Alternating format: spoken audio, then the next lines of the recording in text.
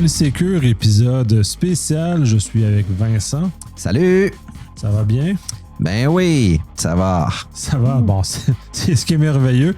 On va conclure l'année 2022 en parlant du droit de la déconnexion, ce qui est un projet qui a été avancé par QS au Québec, qui est déjà discuté à travers le monde aussi d'ailleurs, qui est, à mon sens, très important d'aborder parce que je pense que le confinement et la pandémie nous a amenés dans un contexte où pendant 2 ans et demi, les gens ont un peu, ou les employeurs, malheureusement exagéré, où les gens ont perdu un peu le contrôle de leur horaire, leur travail et ainsi de suite. Fait que je pense que c'est un très bon moment d'aborder cette question-là et justement de voir ce qui est proposé et comment nous, on se positionne par rapport à ce genre de choses-là.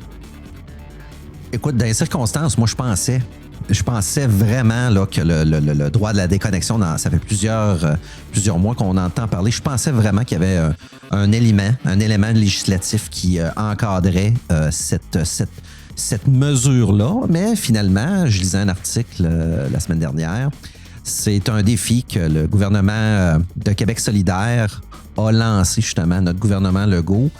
C'est de moderniser en fait la loi sur les normes du travail pour justement encadrer le droit à la déconnexion. On a des petits comment je dirais ça? Vos employeurs ont des politiques à l'interne, j'en suis convaincu, mais c'est fait un petit peu je dirais n'importe comment, c'est pas vrai. C'est que effectivement, ça prendrait peut-être une loi ou une réglementation plus standard, facilement applicable, peu importe le corps de travail.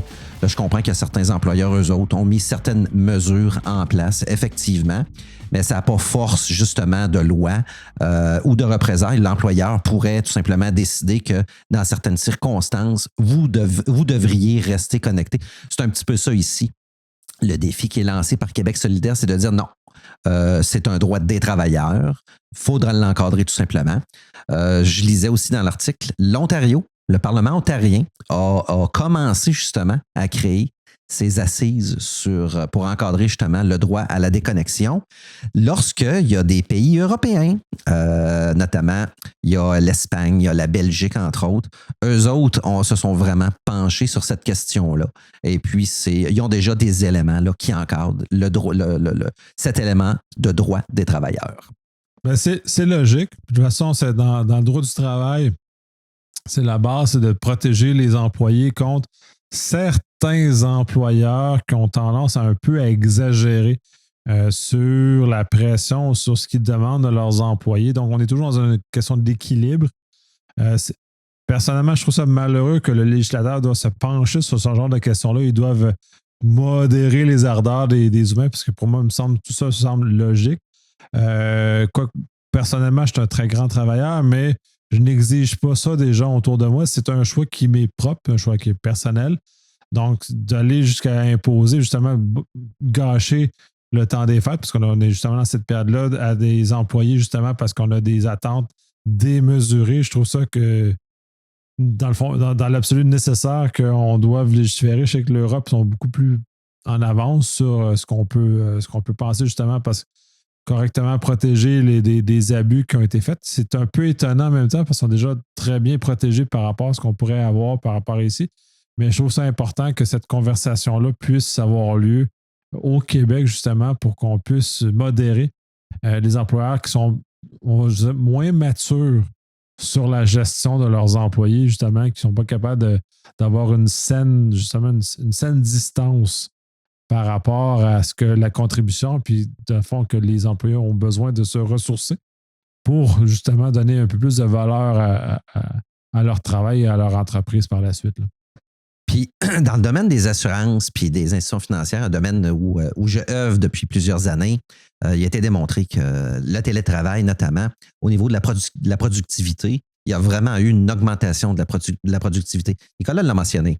Un employé, même si son contrat prévoit 35 ou 40 heures semaine, veut en faire plus, prendre de l'avance, libre à lui, bien entendu. Ce qu'on veut, par contre, c'est pas encadrer l'employé, c'est vraiment encadrer l'employeur dans les différentes manœuvres ou les petites voies de contournement qu'il pourra employer pour justement, on va dire légèrement, abuser du temps précieux de ses employés. Toutefois, Nicolas l'a dit, puis lui, il le fait parce que je le sais, puis moi aussi, je le fais parce que je vais vous le dire. Ça m'arrive, moi, le dimanche, de préparer ma semaine là, qui s'en vient, là. Tout ce qui est ma gestion de correspondance, etc.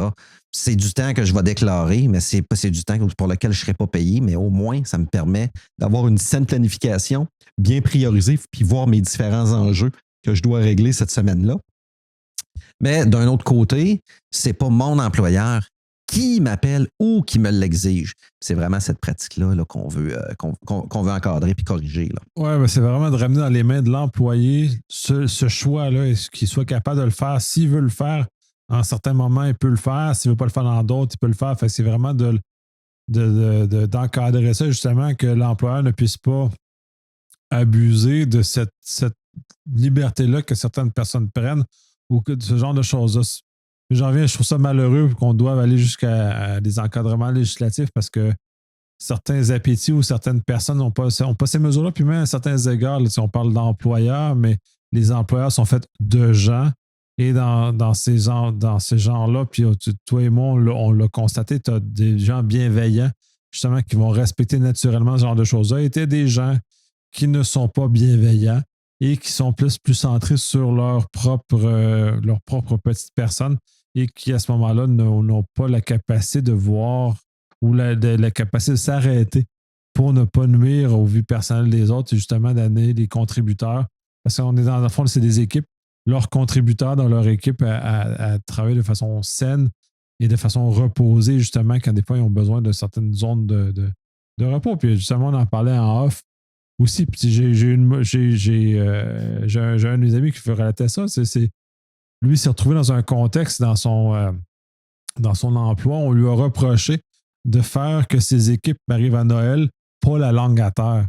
Ce qui, dans tous les cas normaux, on ne devrait pas arriver à la langue à terre à Noël. Même si je travaille beaucoup, je n'arrive pas la langue à terre à Noël. Je ne dirais pas que je suis reposé, mais je ne suis pas complètement dévasté puis épuisé. Donc, il faut quand même... dans l'absolu, c'est juste une job. Là. Tu sais, l'autre élément, il y a certains employeurs qui repensent à diminuer justement le télétravail pour le retour au bureau. Il ne faut pas oublier qu'il y a des bâtiments qui sont loués, il y a des bâtiments qui sont achetés, il y a des bâtiments qu'on ne peut pas relouer ou des locaux, etc. Un bâtiment vide, ça coûte cher pour un employeur. Fait que on comprend qu'il y a certains employeurs qui cherchent justement à avoir certains modes hybrides, d'autres, une plus grande présence au bureau. Je mentionnais juste avant le commentaire de Nicolas, dans le domaine des institutions financières, des assurances, il y a eu un très, très gros gain en productivité.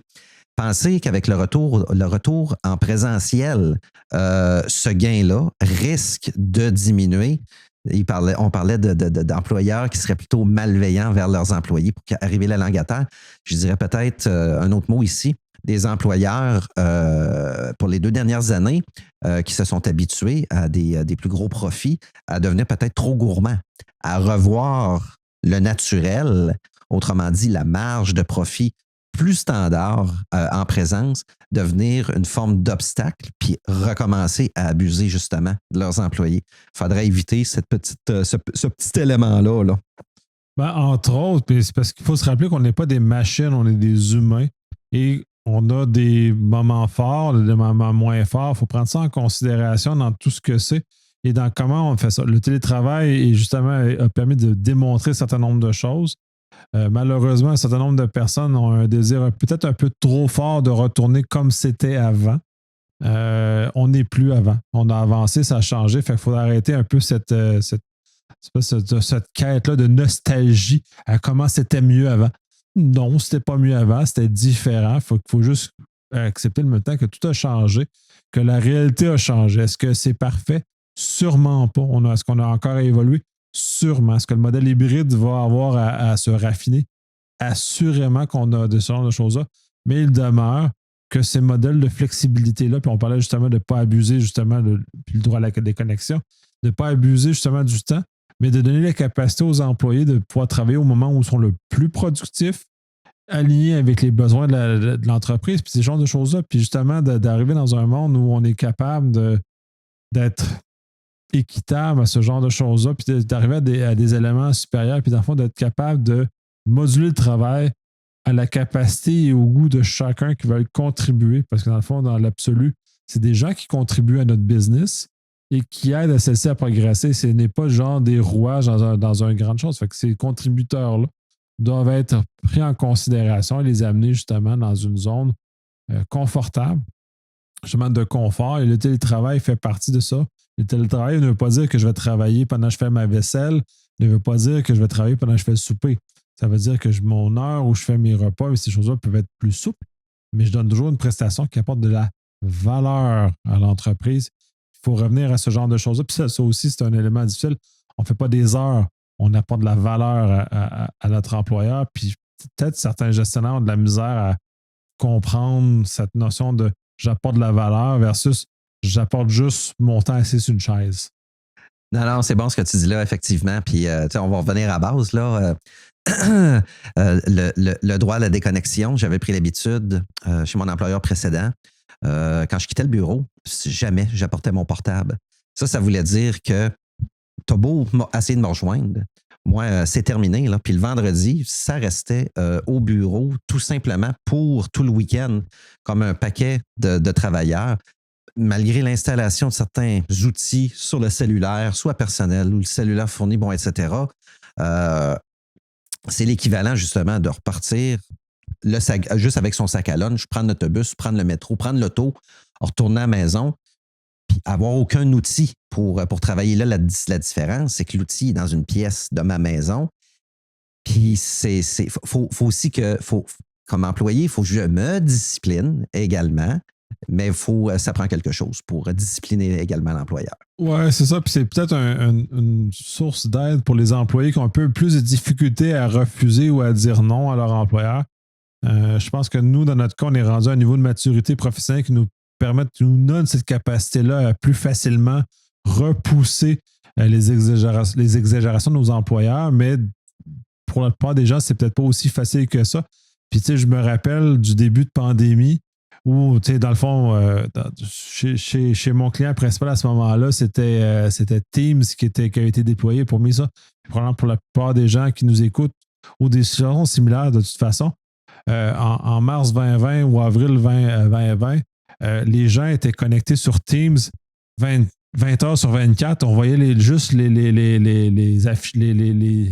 passés de disponibilité. Puis c'était fou à quel point les gens étaient disponibles à des heures complètement folles. Puis ça a duré jusqu'en 2021, premier 2021, où les gens exagéraient spontanément de tous ces genres de choses. Puis je voyais régulièrement mon team, c'était pas là, je suis pas mieux que les autres. Il était ouvert genre 24 sur 24, puis je travaillais des heures qui n'avaient pas de sens. Mais cela étant dit, je voyais quand même tous mes collaborateurs chez ce client-là qui, eux aussi, faisaient ce genre de choses-là. Puis je ne suis pas convaincu qu'eux autres étaient dans un modèle de vie dans lequel ils étaient bien dans ce chose-là. Puis là, si on avance, on est fin 2022, là, justement, on close l'année. L'épisode-là va closer l'année. Je regarde mon Teams maintenant quand je l'ouvre à 11h le soir. Soit j'ai du monde offline, soit j'ai du monde away, soit j'ai du monde qui sont littéralement en mauve dans Teams, qui sont non, out of office, là, quelque chose. Fait que là, les gens ont vraiment changé leur modèle de mise en disponibilité qui était complètement différent de ce qu'on a vu au début du confinement où c'était comme l'asile, parce que je pense que parce que les gens aussi ne savaient pas quoi faire de leur peau. Parce que quand tu es pris chez vous, tu ne sais pas quoi faire, là, tu perds le contrôle, puis ça donne lieu à des genres de situations-là. Puis c'est peut-être justement un bel exercice de revenir à quelque chose de plus normal, de plus humain, et justement de se donner l'espace pour respirer, puis l'espace pour justement être créatif, parce que si on n'a pas d'espace, on ne peut pas être créatif. Puis je disais, même si ma job en sécurité, c'est pas nécessairement de la création pure et dure, il faut quand même que je laisse les idées fermenter dans ma tête pour donner un produit intéressant. Puis si je ne laisse pas fermenter ces idées-là à ne rien faire, je suis moins productif, moins capable d'apporter des idées novatrices pour aider mes clients à avancer, aider les gens à résoudre des problèmes nouveaux. parce que justement, je suis sec puis j'ai pas assez fermenté. Je ne sais pas si vous connaissez, je ne sais pas si toi, Nicolas, tu connais ça. J'ai découvert Microsoft My Analytics qui donne un petit bilan une fois de temps en temps. Puis faites attention, ne tombez pas dans ce piège-là parce que c'est un tableau de bord. Hein? C'est des logs que ça récupère. C'est rendu Viva Insight, je pense. Ouais. Ça a changé de nom Pas depuis. ça. Mais tu sais, justement, pour donner l'énergie, au moment où ça a changé de nom, avant que ça devienne Viva, mon tableau de bord était désastreux. C'était juste terrible les données que j'avais là. Tu as juste le goût de t'ouvrir les veines quand tu voyais les données qui étaient là. Et depuis que ça a changé de nom, ben là, clairement, j'ai repris le contrôle un peu de ma vie. Moi, il est arrivé un petit fait cocasse. Je suis assez volontaire. Hein? Ce que je veux dire par là, c'est que quand que je subis un événement, c'est parce que j'ai acquiescé. Puis pour l'événement, on a eu mon consentement. Mais en regardant à un moment donné mon tableau de bord me montrait les moments de déconnexion, les moments de travail individuel. C'était horrible, là. C'était horrible. Puis oui, dans mon rôle, je dois coordonner. Je dois donner des orientations de sécurité. Je dois aussi produire de la documentation, produire des livrables, des tableaux de bord, des indicateurs, etc. pour mon secteur. Et puis à un moment donné, il y a quelque chose qui s'est produit. Puis sans mon consentement avec l'outil, l'outil a décidé de populer mon calendrier 2 heures de travail individuel par jour pour les 12 prochains mois. Puis ça change le comportement de Teams, hein, parce qu'il m'a vraiment mis en mode 0 notification. On voit rien popper. Do not disturb, ne pas déranger. Il te bascule voilà. en non dérangé. Oui, effectivement. Mais moi, j'utilise depuis genre juin 2020, là, pas loin, mais je l'utilise, mais pas. OK. Mais écoutez, un petit truc là pour justement vous prévoir ce temps-là. C'est plate parce que vous devez faire une manœuvre dans votre calendrier, mais à certains égards, savez-vous quoi? Ça peut se faire aisément, rapidement, en créant des événements récurrents où vous êtes vraiment en mode déconnecté, pas dérangé, etc. Oui. J'utilise ce genre de stratégie. Cependant, la plage réservée par Insight, tu n'es pas capable de le faire toi-même comme Insight le fait. La seule chose, il faut que tu copies l'événement qui t'a créé et justement, tu le recopies où tu veux, justement, barrer parce que ça l'avance. C'est pas juste comme une période occupée ou pas une période comme hors du bureau. Parce que dans les deux cas, ça va afficher ton statut. Puis pour l'avoir testé, quand je me mets, parce que des fois, je me mettais hors bureau justement pour geler mon temps. Puis j'ai reçu le commentaire de mon boss à ce moment-là, t'es en vacances? Ben non, c'est juste, je veux pas te déranger. Fait que la perception des gens est influencée aussi par ce genre de choses. Fait que se mettre hors bureau, c'est pas un bon plan. Se mettre occupé, ça marche, mais ça marche moyen parce que les gens peuvent quand même te solliciter. Et le mode, justement, ben, il y a comme une couleur différente aussi dans Outlook. Qui devient un do not disturb, qui est un non dérangé, ce qui fait que tu as l'avantage d'avoir une plage où si les gens t'appellent, ben ça sonne pas. En fait, sais-tu qu'est-ce qui va sonner? On va avoir le symbole d'un appel lorsqu'on raccroche. Puis quand on entend ce petit symbole-là, là, il y a des petites pastilles rouges qui arrivent dans les notifications qui disent « quelqu'un a essayé de me rejoindre ». Mais c'est parfait. C'est parfait. Parce que, 1, le statut, les gens sont capables d'aller voir que c'est à ne pas déranger. 2, ça a été mis là par Viva de façon instantanée. 3, quand j'ai parlé de ça, justement, mon gestionnaire, il est parti à rire parce qu'il s'attendait justement à ce que j'applique moi-même cette manœuvre-là parce que oui, je suis extrêmement sollicité. Hein, des 5 rencontres de large, ça arrive encore. Surtout quand mon calendrier... Moi, ça ne m'arrive plus. Cependant, ça, j'ai repris le contrôle par rapport à toi. Si je me regarde au début confinement, mon record, ça a été 7 de large. 7 rencontres de large. C'est juste n'importe quoi. Puis je ne sais pas ce qui s'est passé dans la tête des gens à ce moment-là. Puis c'est pour ça que la législation est obligée, puis QS, c'est important qu'ils en parlent. Les gens sont comme virés fous. Tu sais, mon calendrier était clair. J'avais déjà une rencontre. Il m'en manque une par-dessus. Mais pas une. Ils m'en ont booké 6 par-dessus une rencontre qui était déjà existante. Fait que là, les gens ont comme perdu le contrôle de ça, puis cet aspect-là est encore présent, beaucoup moins présent que ça l'a été, heureusement. Là, ça m'arrive de temps en temps de me faire booker par-dessus, mais ça devient plus l'exception que la norme. Mais, je dirais jusqu'à milieu 2021, c'était la norme de me faire booker, puis les gens, ils regardent même plus. Ce qu'on avait avant le confinement, on regardait quand on planifiait une rencontre, on avait la décence de regarder la disponibilité des gens dans le calendrier. Confinement, fuck! On ne regarde plus les disponibles, on convoque quand ça nous tente. Fait que ça m'a énormément irrité.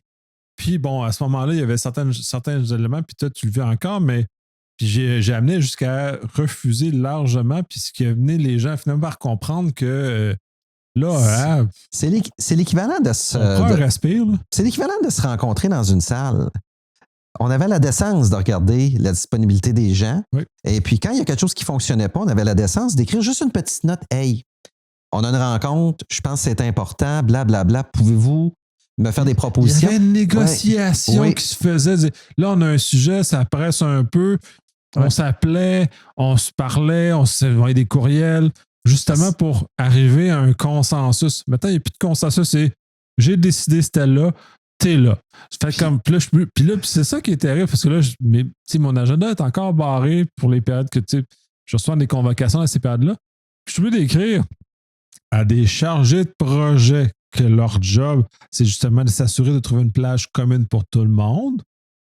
Ils disent non, moi, je peux pas être là. Ouais, mais faut-tu absolument là? Ben, je peux pas. J'ai déjà une autre rencontre et la tienne, malheureusement, elle est moins prioritaire que l'autre. Donc, un, puis deux, t'as pas regardé mon agenda avant de faire les affaires? T'as pas fait la job de base d'un chargé de projet? Première affaire que je fais, en fait, ce que j'ai fait quand je suis rentré chez cet employeur-là, j'ai fait comme l'autre d'avant. Moi, mon agenda professionnel, il n'y a rien de secret là-dedans. Moi, je m'assure que les droits d'accès, tout le monde chez mon employeur peuvent le consulter. Fait qu'ils n'ont pas de raison. Quand le deuxième s'installe,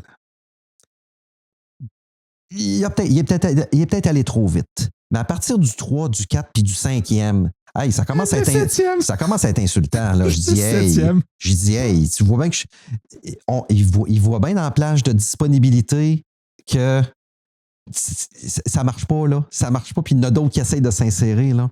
Puis, comme tu dis, tu refuses, tu reçois un câble. Hey, c'est parce que, moi aussi, ça m'arrive, ça. Je dis non. Je dis, premier arrivé, premier servi. Je suis maître d'œuvre. C'est moi qui gère mes priorités. C'est pas les autres qui gèrent mes priorités, là. Tu sais, il y a mon boss, puis il y a moi. Mais souvent, c'est d'autres secteurs qui essaient de gérer mes priorités. Non, ça marche pas de même. Ah non, j'ai même eu un cas qui est quand même pas si longtemps que ça, que parce que le chargé de projet a mal géré, il a souligné à mon boss comme quoi je n'étais pas disponible. J'ai envoyé la file de courriel, chose. Je dis non, le dude a juste comme pas lu mes courriels expliquant les disponibilités dans lesquelles il pouvait piger. Puis j'ai donné la recette. Là. J'ai donné la recette au chargé de projet, il l'a pas fait. Et comme j'ai refusé, il a pile poil fait dans une plage qui était non disponible que je lui avais dit. Fait que ça a fait ça. Fait qu'il s'est clairement fait reparler. Mais il a quand même essayé de parler à mon boss pour essayer de me faire plaisir. Non, mais dude, commande. Ça, si je reviens à le sujet d'aujourd'hui, c'est que j'ai lu un article précédent. C'est drôle, c'est vraiment une journée d'intervalle. Je suis tombé sur un article intéressant sur dans quelles circonstances votre employeur peut-il communiquer avec vous en dehors des heures de travail. Puis ce sujet-là m'a intéressé, effectivement. Il y a, dépendamment du domaine pour lequel vous travaillez, il y a un critère qui s'applique absolument à tout le monde. Lorsqu'il y a mort d'homme au fil d'arrivée, l'employeur a le droit de vous appeler, peu importe le corps d'emploi où vous travaillez. S'il vous appelle, c'est parce qu'il pourrait y avoir mort d'homme. Sinon, l'article, ce qu'il présente, c'est différents modèles d'abuseurs, d'employeurs justement abuseurs, trop gourmands, et puis les différents pays qui ont commencé à avoir une réflexion très sérieuse sur « Ah, mais un instant, là, à un moment donné, c'est peut-être une politique qu'on devrait mettre en place chez l'employeur, mais en même temps, peut-être avoir un modèle de gouvernance aux normes du travail, comme Québec solidaire le propose. Une norme minimale, parce que, tu sais, c'est justement... tu parles de mort d'homme, mais tu sais, pour avoir eu maints exemples dans ma vie, pour plusieurs personnes, certaines urgences leur paraissent comme mort d'homme. Et c'est peut-être ça le problème, c'est parce qu'il y a des individus qui ont de la misère à se gérer.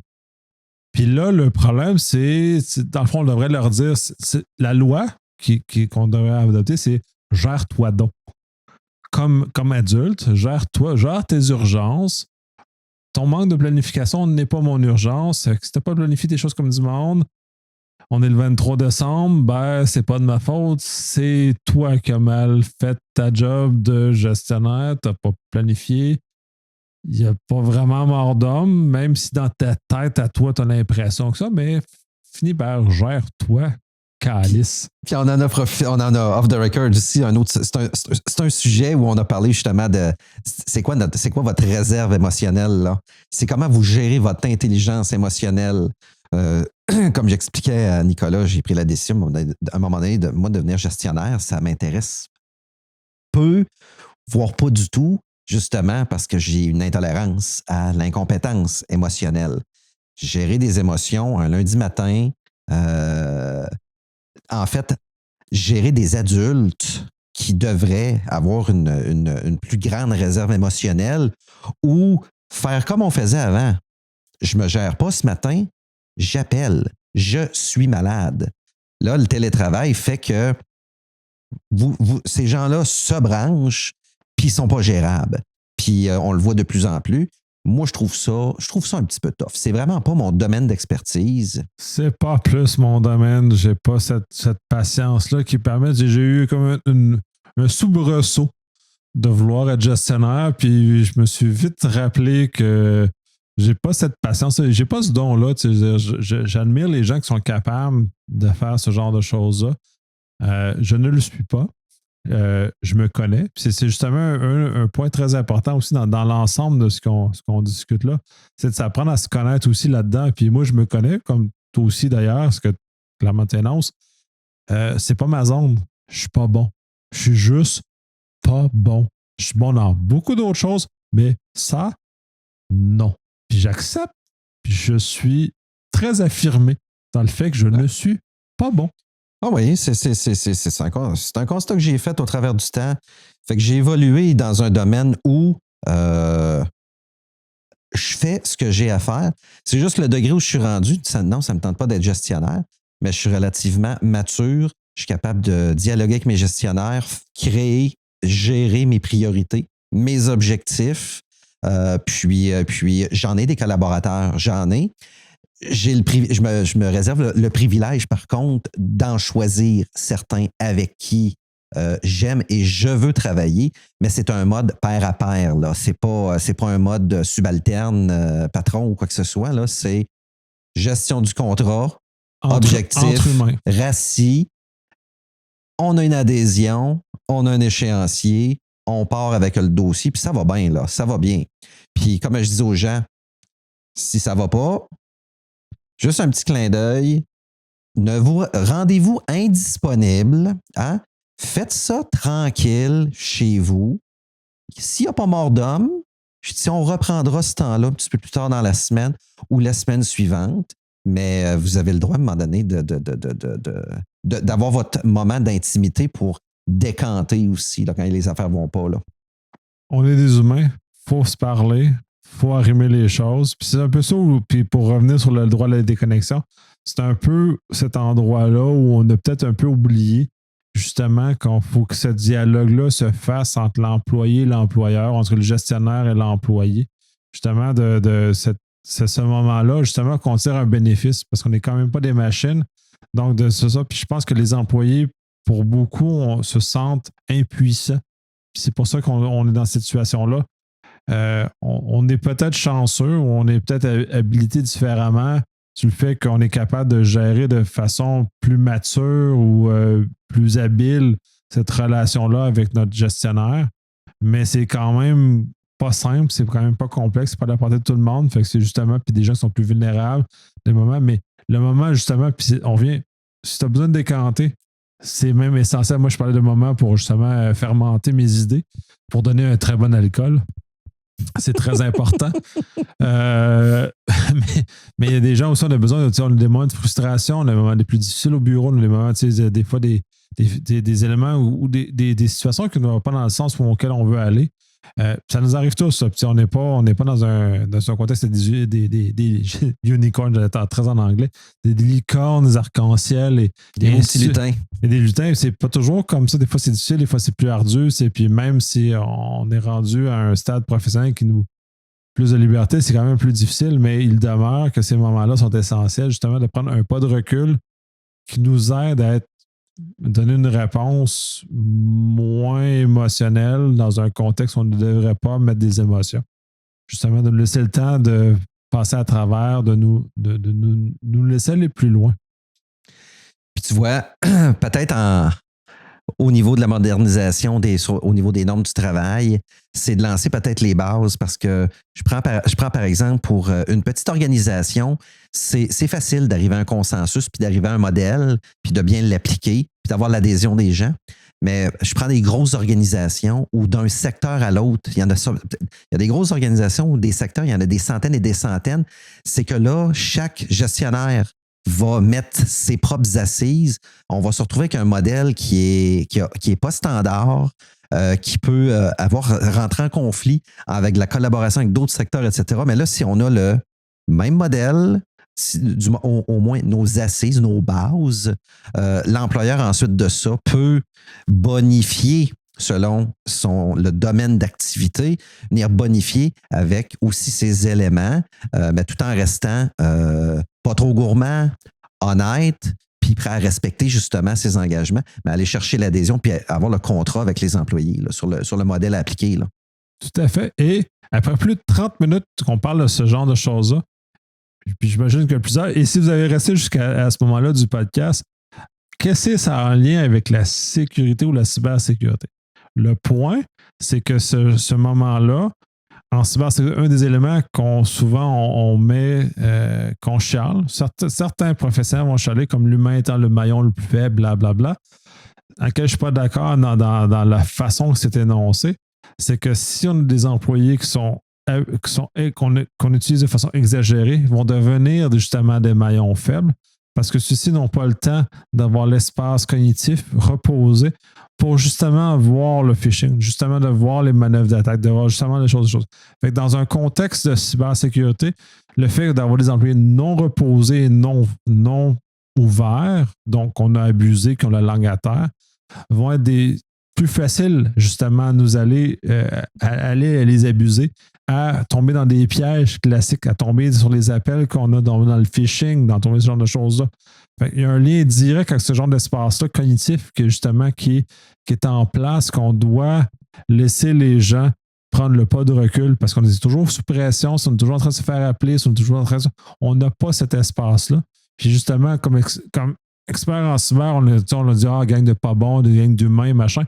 Ouais, mais l'organisation aussi est responsable d'avoir peut-être usé les employés, les avoir poussés trop loin et de ne plus leur donner l'espace, justement, de prendre le pas de recul, le repos suffisant pour être capable de déceler plus facilement toutes les manœuvres, surtout par courriel. Puis, attendez-vous pas qu'en 2023, il va y avoir une diminution des courriels ou du rançongiciel, des choses comme ça.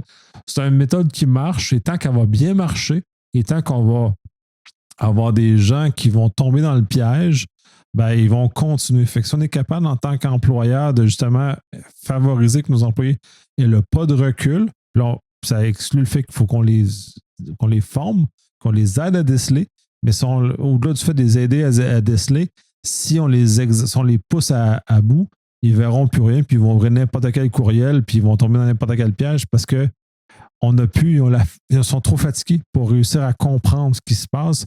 Fait qu'on est déjà dans un contexte où c'est très important, ça, humainement, mais au niveau cybersécurité, ça a aussi une énorme valeur, puis il ne faut pas le négliger. Le repos du guerrier prend tout son sens ici. Hein? On aurait beau dire, wow, OK, nos êtres humains sont plus ou moins reposés. On va automatiser, on va s'acheter des outils. Ouais, mais ça ne change pas. Quand l'outil va popper, lui, il va popper à n'importe quelle heure de la journée. Je dis, on n'est pas plus avancé. Je dis, on va juste on va juste pouvoir avoir une augmentation de la charge de travail, ça finira plus. Je ne veux pas dire que c'est mal d'installer des outils ou d'automatiser, mais Nicolas l'a dit. Hey, c'est l'humain qui est en arrière qui fait vivre l'outil, qui gère ce que l'outil va faire popper, puis c'est l'entité qui a adhéré justement à l'installation de ces outils-là, mais il faut quand même encadrer une approche puis une bonne pratique de travail pour une saine gestion, parce que l'attaquant, lui, il travaille 24/7. Il dit, c'est que rendu là... Il est partout dans le monde. Est-ce que ça prend 3/4 de travail? Probablement, oui. Probablement que dans certaines circonstances, si vous êtes très exposé, si vous avez beaucoup d'argent, c'est fort possible, là. Oui, parce que c'est justement quand on est trop fatigué, on a été poussé trop à bout au niveau de l'emploi, on va tendance à être beaucoup plus négligent, beaucoup moins éveillé à ce qui se passe. Et justement, c'est là où on va beaucoup plus facile à tomber dans les pièges de standard.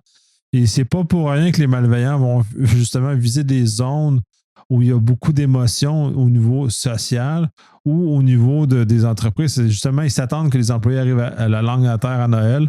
Fait que c'est pour ça que le spam, par hasard, augmente justement dans une zone où les gens sont beaucoup plus vulnérables parce que justement sont beaucoup plus épuisés, on les a abusés au niveau professionnel. Donc, ils sont beaucoup moins vigilants à des choses qui normalement leur auraient éveillé une forme d'alerte, une forme de chose. Donc, on est vraiment dans un contexte où ça vient nuire à l'état de sécurité de choses. Puis en 2022 et 2023, ça ne sera pas mieux. On ne peut plus vivre sans tous ces éléments-là. Le télétravail nous a clairement montré que maintenant, le réseau de l'entreprise s'étend jusqu'à nos résidences. On travaille de partout. On est nomade, on est différent, on est des éléments qui collaborent à l'entreprise, mais peu importe où on est situé. Donc, il faut ramener ce contexte-là, aussi tous ces volets-là unitaires, ces petits atomes-là qui forment la grande entreprise sont importants et on doit leur faire attention. Puis, je pense que cette loi-là, ou cette réflexion de QS, dans ce cas-ci, va nous amener à un élément de sécurité supérieur parce que, justement, les gens vont être moins tentés ou moins attirés à tomber dans un piège. Oh oui, oh oui. Puis, écoute, ça va... Une fois que ça sera modernisé, ça sera aux entités là, à dire, bon, est-ce que c'est... Dans plusieurs cas, là, je vous le dis, là, ça va être un copier-coller de ce que vous avez déjà mis probablement en place. Puis dans certains autres cas, ça va dire, OK, on vient de m'imposer des limites. Faut que je sois flexible et que j'apprenne à cadrer ça maintenant dans mon entité, bonifier aux besoins. Tu sais, je pense qu'on est rendu là. On est très rendu là. Puis sur ça fait finalement sa boucle. On a passé moins de temps finalement sur le volet cyber, mais quand même le préambule était nécessaire pour nous amener à la compréhension du danger qui était au niveau cyber associé à cette exagération-là. Sur ce, bonne année. Parce qu'on va, au moment où vous écoutez ça, on va avoir souligné d'année. Puis 2023, je pense que ça ne sera pas mieux que 2022. Je pense qu'il va y avoir autant de défis en cybersécurité. Oui, puis bonne année à tout le monde. Merci de nous écouter. Envoyez-nous des commentaires si ça vous tente. On est bien ouvert. Puis petit clin d'œil, LastPass, il y a eu un update cette semaine qu'on poursuivra en 2023. Là. Je vais aller chercher le détail. C'est pas chic, mais ça se précise. Le format de détail est intéressant. Mais on s'en parlera en 2023. Quelque chose à continuer à explorer. Bonne année. Bonne année.